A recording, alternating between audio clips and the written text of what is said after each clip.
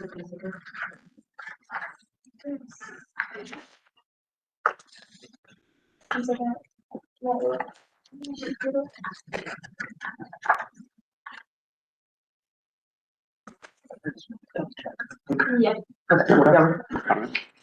Good morning and welcome to the Audit Committee. The date is June the 5th.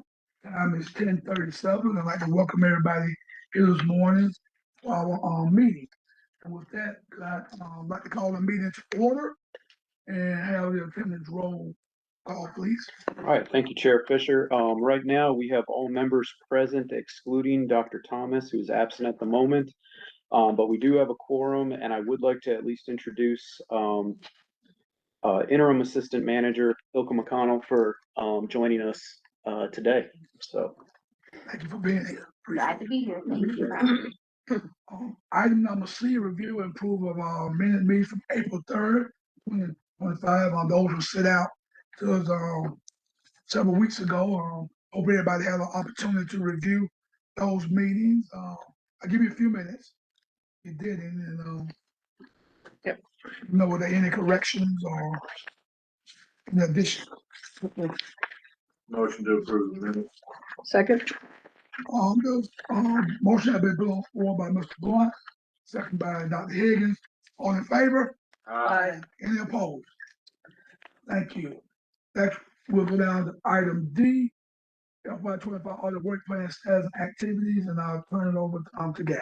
all right, thank you, Chair. So in front of you today, did get this probably twice in the last month or two. The first version as well as the updated version of the periodic audit of the transit department. So about a month ago, you received the draft that for the most part did not change too much in terms of content. The version that is in front of you and that you received last week is the updated version that includes the responses from the manager's office as well as the department's responses. And so we are looking for a vote today if the committee deems appropriate to move this forward to the mayor and commission, which would be for the July-August cycle of the mayor and commission. But I want to thank Ms. Higgins for providing some edits a couple weeks ago. So we did make those edits, and that is reflected in the version that you do have right now. But ultimately, we found that the transit department, given the resources, staff, and direction it currently has, is operating at that capacity. We did find 6 recommendations that for the vast majority of those were agreed upon either partially or fully by the department or manager's office. I think there was one that was a disagree as written, but other than that, we feel good about the audit. We feel good about the department with those recommendations and findings in hopes that that will help improve any challenges they're currently facing. But would welcome any questions that the committee has with regard to transit. So the biggest thing for me, and that's something that we have to work on with the commission, is the salaries. You pay our transit workers, having worked for the school district and how we pay our bus drivers and what they pay UGA. Our drivers on the low end. So we're gonna, I think as a commission, we're gonna address that moving forward. I do know last time we met with the director, trying to keep people with CDLs. We may train them, and end up losing them to the company because they pay more and stuff. So that was one of my biggest concerns. And then again, and the other thing is moving forward, and again, I think it's gonna need to be commission driven. Right now we're fare free. Right now we're the only fare free in the system in the state. Not many in the systems around the country have free transit. Somewhere along the way, we're gonna have to address that because I think that can't be sustained. So that was sort of jumped out at me. Those 2 things, like the salaries, whether or not we're gonna be able to sustainability, and based on what's going on in Washington. Don't know how much federal money we're gonna continue to get. We do use T-Splotch money for some of the things that, especially with bus um, a lot of bus stops and things like that. And some of our commissioners in the past have talked about some of the bus stops don't have covers over them. So those things we're gonna need to address. And another thing that I have observed with our bus stop, it seems to be a hangout among our homeless population, and we're gonna need to address it from that perspective. So again, a good report. Thank you. But I think I just know that Yeah. those are some of the things that sort of, and again, what I think, along with my colleague, Commissioner Myers, we're gonna have to say everything we need to address, how we move forward with the free, transit and things of that nature. So, Yeah, I saw the one place in here where there was a disagreement from the staff that was really just about the working with staff to get them the bus staff transit, to get them schedules that work with them. Correct. That seemed to me the one disagreement. I think this is really helpful information, and I hope to be looking forward through it much more carefully. When we get into a comma part of the commission cycle. But, although there isn't, I'm all for looking at the salaries of our bus drivers to make sure that we're keeping them. But the analysis of Georgia does show that we're the only fare free, but there are other fare frees in Boone and Alexandria, Missoula. So I think, we are a leader and in the state, and I think we need to not abandon that.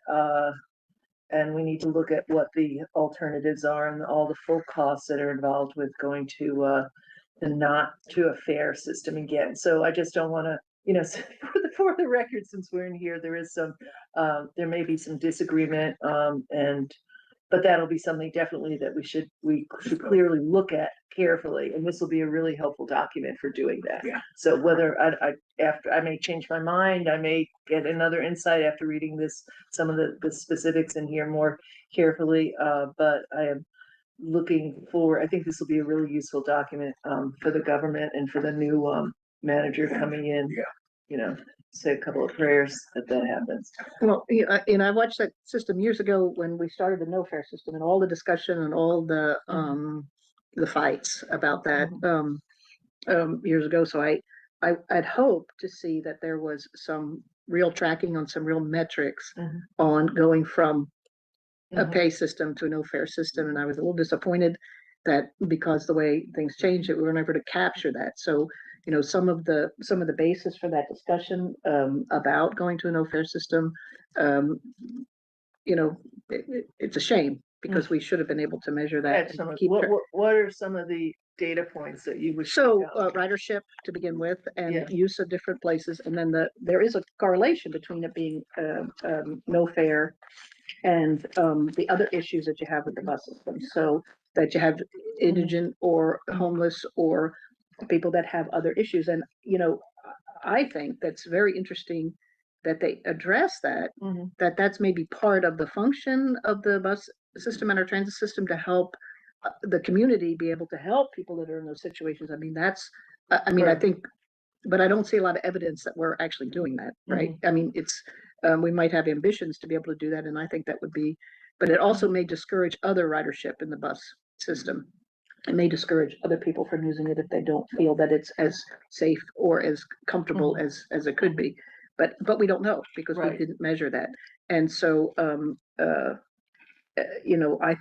think it's important if we want to continue the no fare system to be able to start to measure that, to be able to see if that is in fact advantageous to the ridership, to the community, and to the people. And if we're doing it, in addition to providing additional community support to people who need it, then we need to do that too. And I think in the past there were programs through which people who were low income could get vouchers and how that would work. So I'm not sure how that system would change. But when we get to that, Dexter, we should all make a vow to ride the bus for make sure that we take more than one. I mean, I have, but I mean to do it more.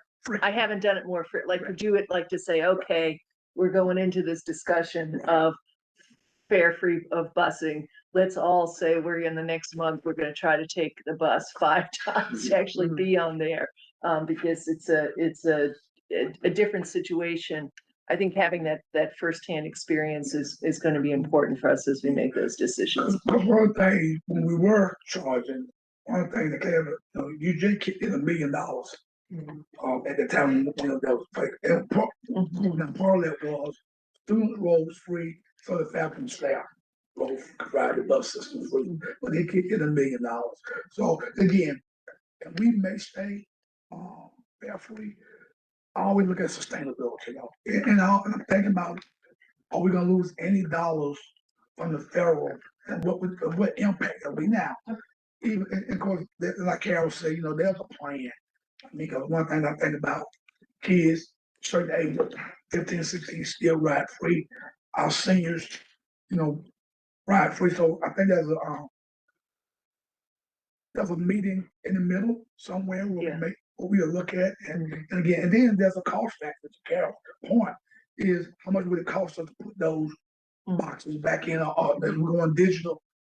What that cost would look like, and then what would that money come from? So that's a whole lot of discussion I think that we will be having as we move forward. Now, one thing that did also stick out for me, I'm so glad y'all did, because I've been wondering. I did look at, when we was looking at crime statistics, pre-pandemic, and then it jumped tremendously after the pandemic. And most of it was nothing serious. We had theft, and then I believe I saw a domestic type thing, but it jumped. I can't remember, like 200-something%. Yeah. So again,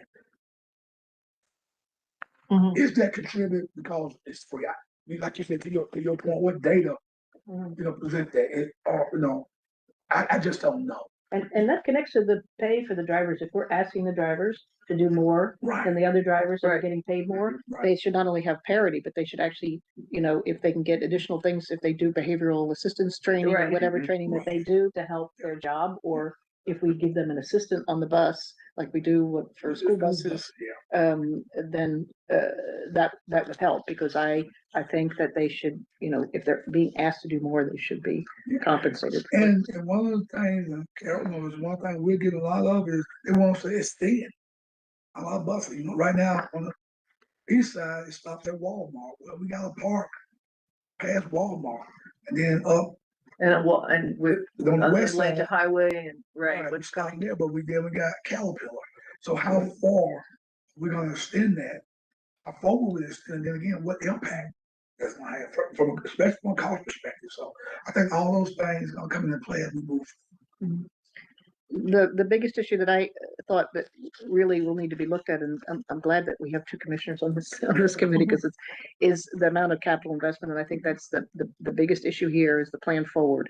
And it's very clear they need a new facility. It's very clear that needs to be in conjunction with the whatever the new bus fleet is going to look like.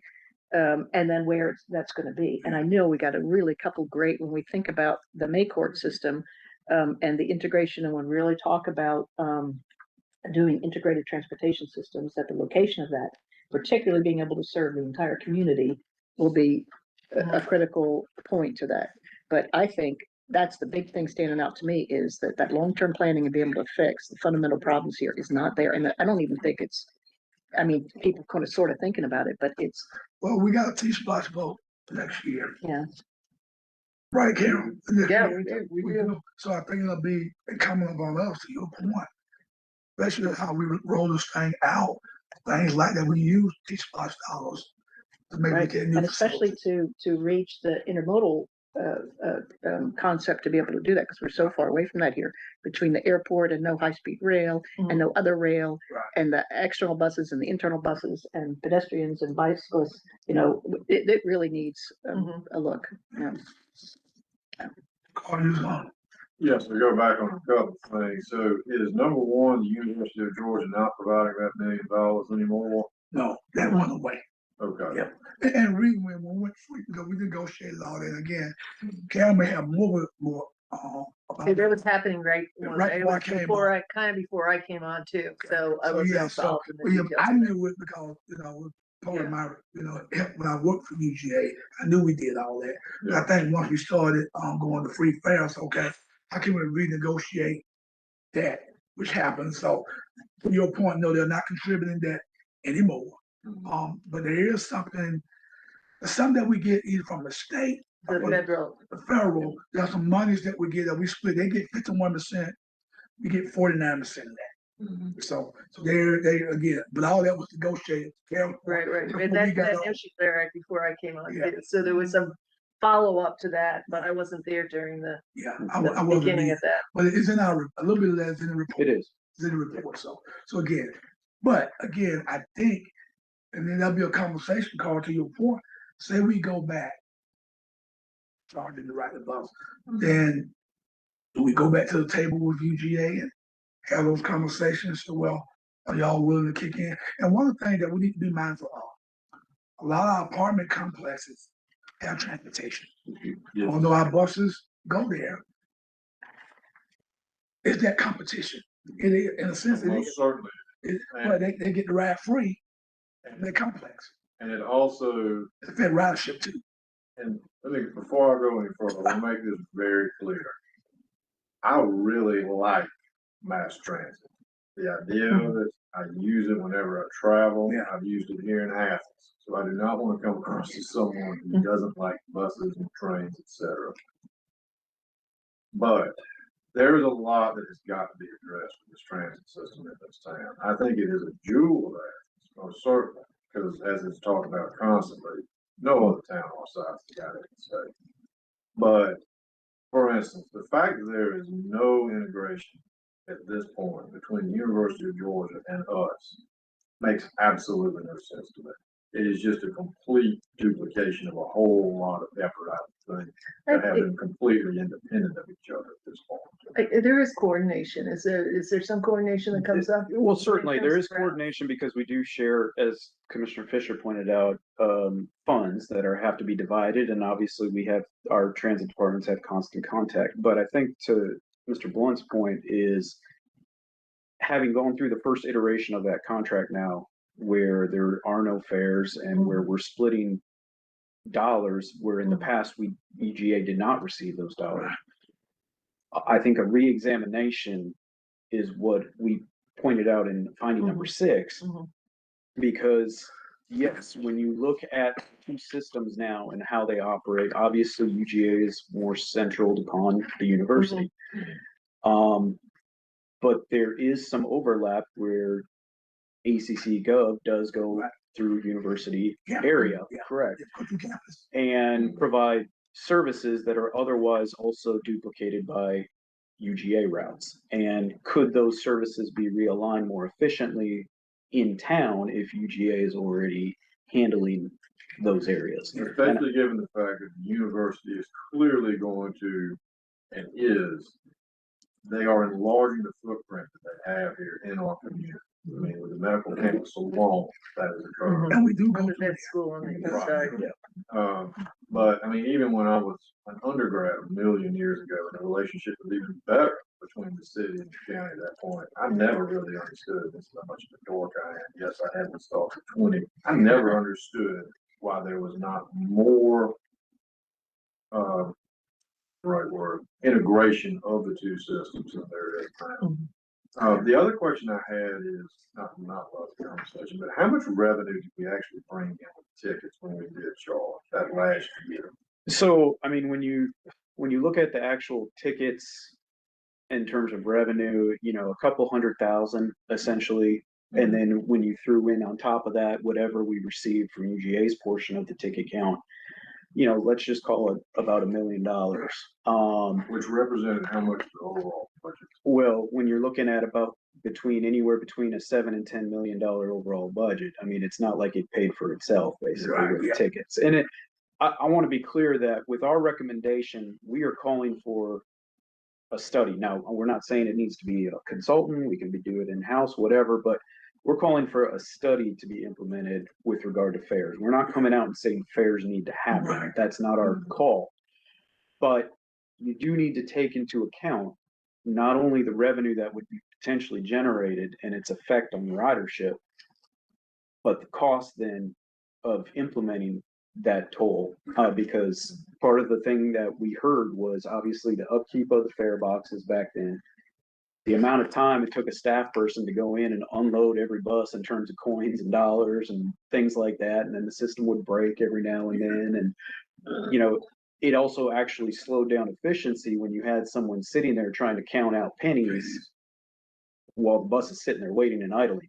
So, you know, all those factors need to be taken into account when looking at a fare. But I do think, based on our audit, it is worthy of at least looking at the cost benefit of that. For It's sure. responsible, it's Yeah. responsible to look And at that. I think now they'll call probably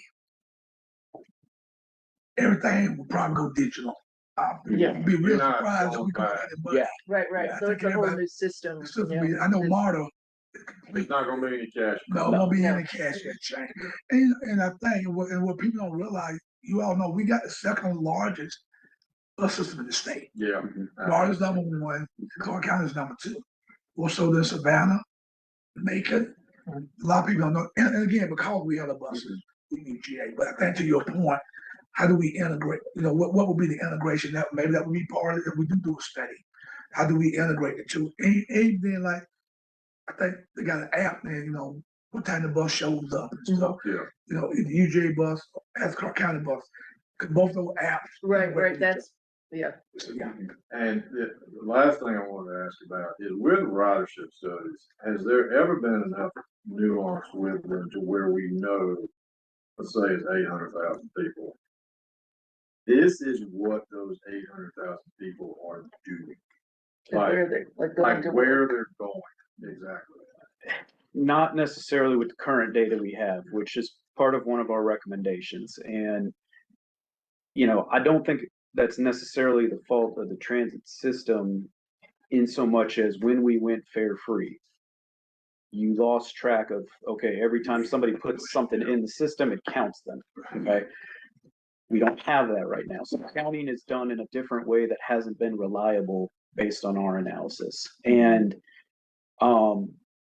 the other point, though, to what you're making is there a way with a digital system to capture more than just ridership? Is there a way to capture demographics and purpose and things like that? I think in some ways there could be. I refuse to believe it's not. Sure. I mean, cause, and you obviously can tell where I'm going with this. I mean, we need to find out who is using this system. And if it's, say, for instance, a situation where we realize that only 15% of people are using it to go from their home to work and back, there's got to be a metric that this is typical. Probably a lot Right, bigger come than from 15%. benchmarking. Sure. So, okay, if that's the case, why? What is not happening that is causing that to be as low as it is? Sure. Yeah, and so I think that goes back to our recommendation, and I don't think transit was opposed to that. It, like all things, it takes time and it takes money and, you know, a concerted effort to want to go and invest into a system that does capture that data. And I think that there's a couple things I wanted to just go back on based on the discussion here today. So first of all, I want to thank all three of the staff members here because this was one of those rare audits where it's not just us going into an office. This is us actually getting to experience, Get on that bus. get on the bus. And each one of these, like on a daily basis, we're on that bus for about 4 weeks straight. And so, I just want to give them props for the amount of effort that they put into this. And so I think when we talk about the cost benefit analysis with regard to finding number 2 that was sort of disputed by staff, I think there's a little bit of miscommunication or misunderstanding in our recommendation, and the fact that we're not necessarily saying, you know, transit has to do what it has to do to make sure that staff is covering all shifts. We fully understand that, and that's what I think they're alluding to in their response is that, you know, we try to offer different shifts to everyone to make sure that we're getting coverage where we need it and that the bus doesn't sit in the parking lot. And we certainly agree with that. What we are saying, though, is that a cost benefit analysis should be done with regard to that. Because what we found is certainly there are challenges in staffing on weekends and nights and, you know, mornings versus evenings, and they're doing a good job of that. But are we also struggling to staff someone for a weekend or a night for a route that has 2 people on it?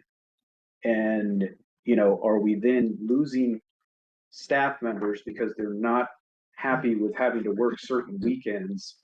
And Right, right. correct. And so that's essentially the point that our recommendation is trying to make is study that. Just tell what is the cost benefit analysis of having those routes and struggling to keep those roles filled with regard to the ridership and the purpose of that route.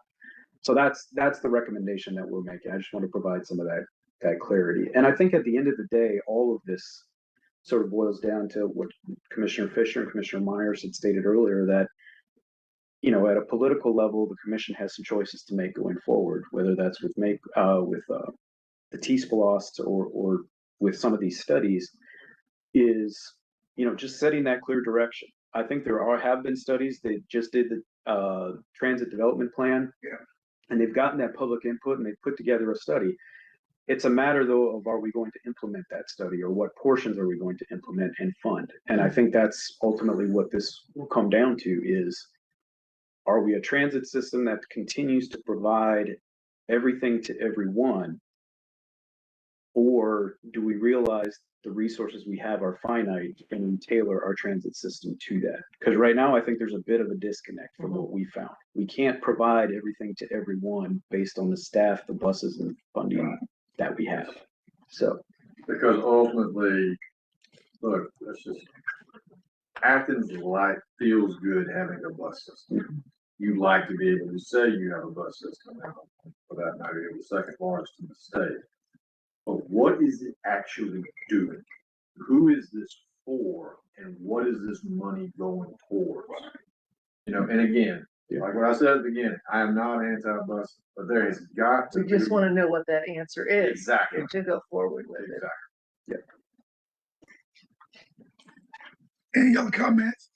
This is one of the more, for me, I want to look at the more fascinating analysis you all have done. And I think it was well done.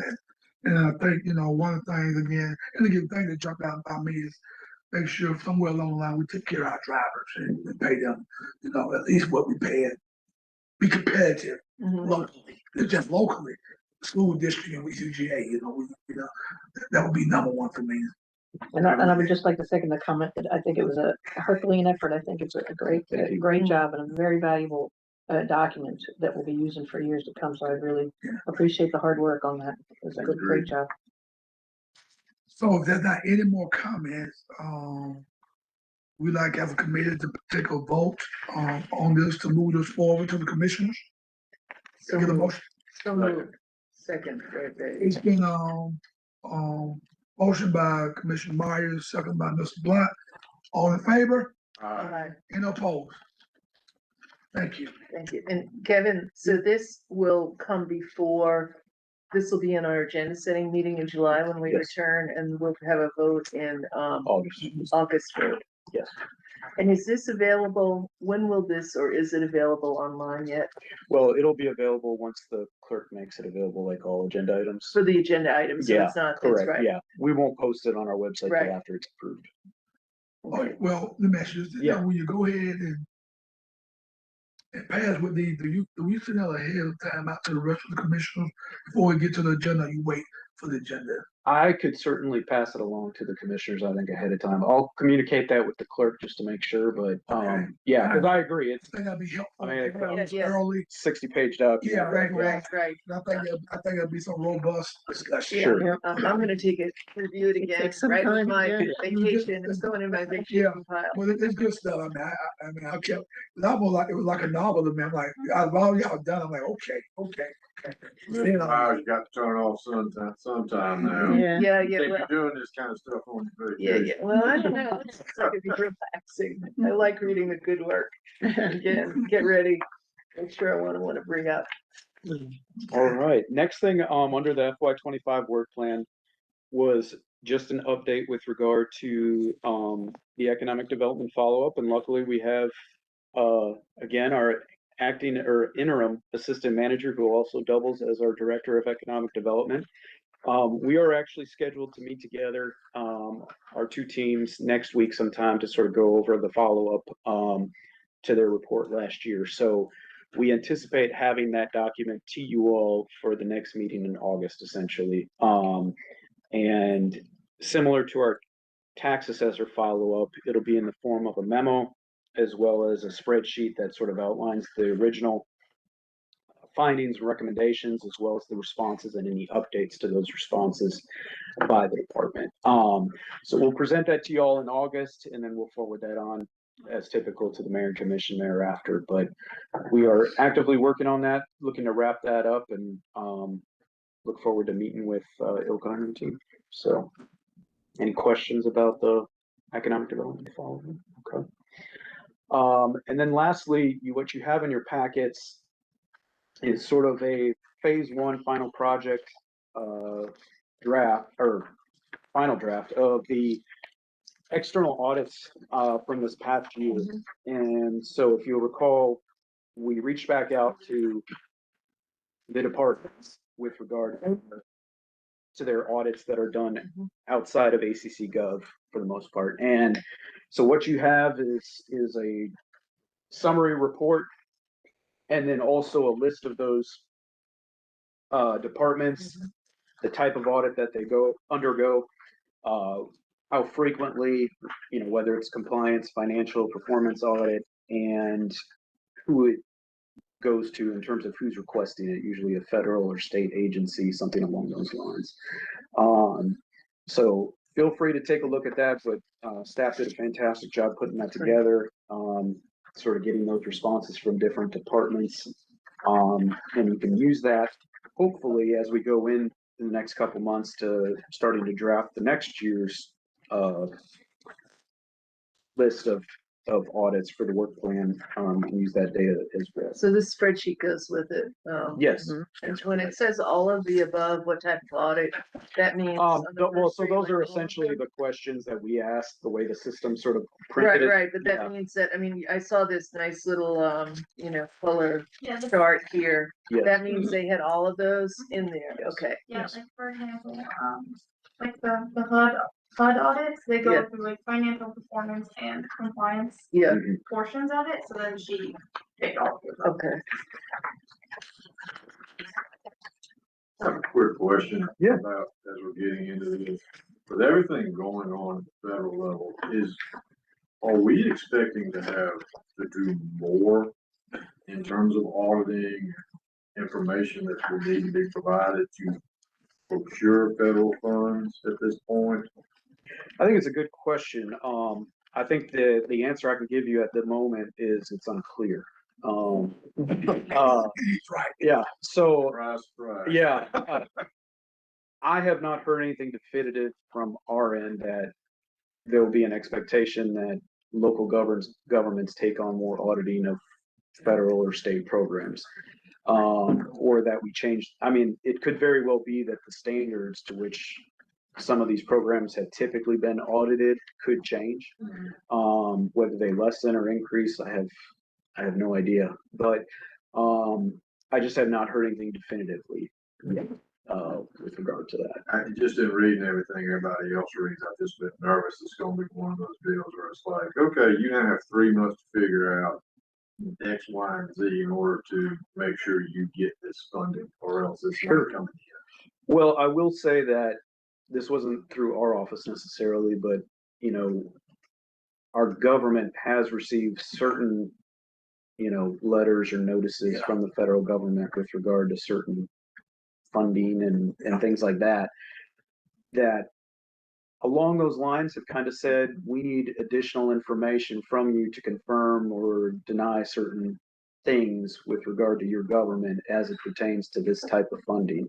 But those have been typically handled, I believe, through our attorney's office. And again, I don't know the final version of that yet and where it has landed. So, And they're constantly getting stuff on a daily basis. I can tell you, we're trying to do minority business enterprise policy. We have to change the whole scope how we do that. I mean, fully. So Have they tried to claw back anything? Has that come? not that we No. not that Not we're yet. aware of right now, but again, we're constantly getting stuff. Judge Drake, who's now our interim manager, Right. but I was talking to him last week. We're constantly getting stuff on a daily basis. And again, and then they're trying to figure, okay, how does this impact our government? So, and again, to Gavin's point, it's like, we don't know. Because I just heard this morning one of the senators talking about fall, a lot of this stuff may be released and we may be okay. There was a Republican senator saying it. So it's all convoluted. We'll see what happens in the next hour. So we just don't know. And it really puts a little bit of hardship because, we get, with our HCD and with our transit, we get federal dollars. I mean, other departments get federal dollars. So that's gonna impact us somewhere. So we'll see. Did anyone have any questions about the external audit summary? I have a quick question for the manager's office. So, I find this extremely valuable to have an overview of, where we are, kind of the state of the world. I want to know, is this something that you find practical and useful in your kind of overview of compliance in the government? So I've been in the manager's office on an interim basis for 7 weeks now. So you got it, right? But I do think it's good to have this documented and to know which departments have sort of industry or association standards that they are part of on a regular basis, or maybe it's due to funding sources that they're going through compliance. Just to know who has that structure that they're working within and others that maybe don't have it strongly. Right. Yeah, I'm always looking for holes. I'm always looking for where we're missing, when we're looking for. And all of these things, I mean, I have to say that if I were, all of these reports that come through of the audit, since we've gotten it, refunctioning, and this, I can't imagine, I mean, this must be so helpful. This should be so helpful when we get a new manager and that manager has this information there, these reviews of these departments, this information here. So I think that, if I were the new manager coming in, I'd be like, oh, this is really helpful to have anything from any of these audits, but this included. So. And as a department director, I know the recent last year's audit of economic development was the first audit that we had since the department was created 10 years ago. So I know when I came in, if you don't have the benefit, economic development doesn't really have standard operating procedures, right? We're all very specialized positions and we're not doing the same thing over and over. So it would have been really helpful just to see the things that a previous audit had looked at and say, oh, here are the holes, and these are some things we know we need to work on, and these are some things that we know the existing path is serving us well. Yeah. That's kind of the whole deal, right? That's how we do it. Yeah. We'll run it. Special projects with that. Oh, that was that one. Yep. FY26 audit work plan. Yes, so I'm happy to report that the commission on Tuesday night actually approved our FY26 audit work plan. It was unanimous on consent, so we have already begun sending emails as of yesterday morning. And we have started with the first one being the most, I think, beneficial from a timing standpoint with the manager's office. Actively looking and hopefully obtaining a new manager by the time this investigative audit is done on organizational structuring. So we've already started that, and we hope to have that finished roughly at the end of August. Great. Yeah, in time for someone when they're hopefully here in September. So I think that will prove beneficial, and that's sort of where our attention is at the moment, along with a follow-up to the Public Utilities Water Business Office audit that was conducted back in 2020. Now, our staff currently was not involved in that audit.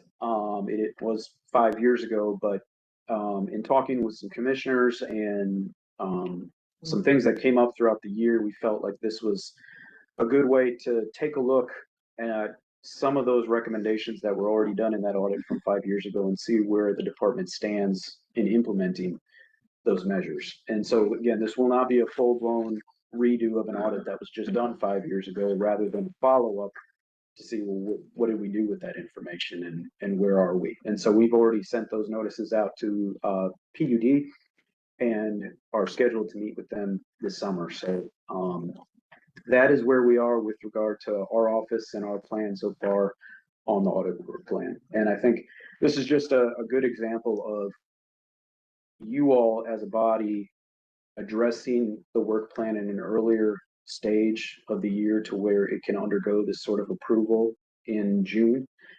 And our staff can go ahead and get prepared and get started so that come July 1st, we're active versus waiting till August to first get it approved. And then, I mean, we're already a month behind. So this has been great for staff to be able to get ahead of the game. So thank you for that. Internal audit. Thanks. Yeah, so with regard to the usual update of Peace Cub, it's been a busy 2 months since we last met.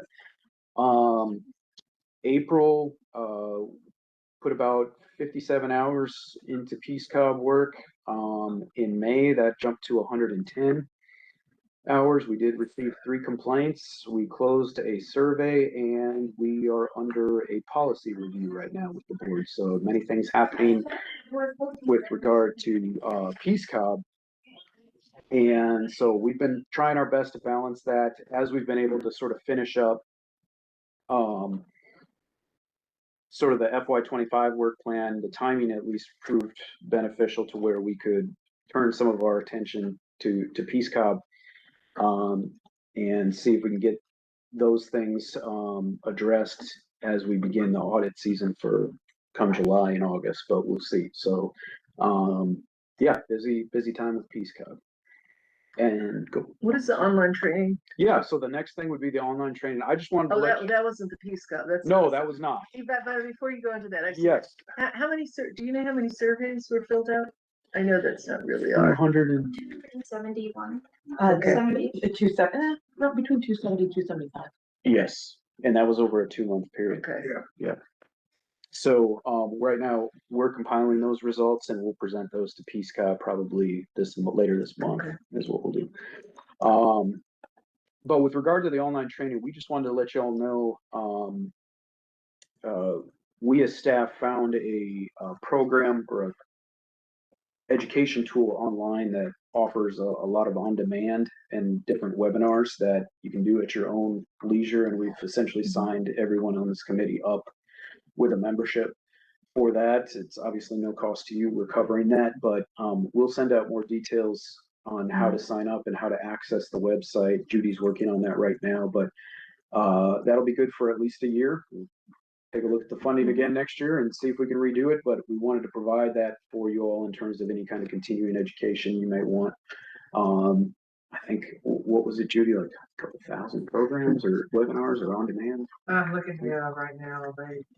There's a lot to choose from, with a focus primarily on finance and audit, accounting, things like that as well. So, And I please ask you and actually my, colleagues here on this committee, if there, I mean, especially if there are 1,000, if there are ones that you see that say like, oh, like this would be great for someone on the audit committee, or you're looking at them because you're very good at this, and not you too, to share with each other, like I did this one and this was really helpful, or I did this one and maybe it's not helpful at all. So still, it's that would be helpful to share that. Internal control fundamentals right here, satisfying audit requirements for evaluating design and implementation. Okay. You're recommending that one by the title at least. By the title alone. Yeah. So also, is there anything there that is a requirement of all being on the committee in terms So, of continuing education? If you'll recall, a couple months ago when we redid our bylaws, we ultimately, it's a strong suggestion that each member complete a minimum number of hours of continuing ed. I think it was either 3 or 5. I can't remember, between the two boards, but,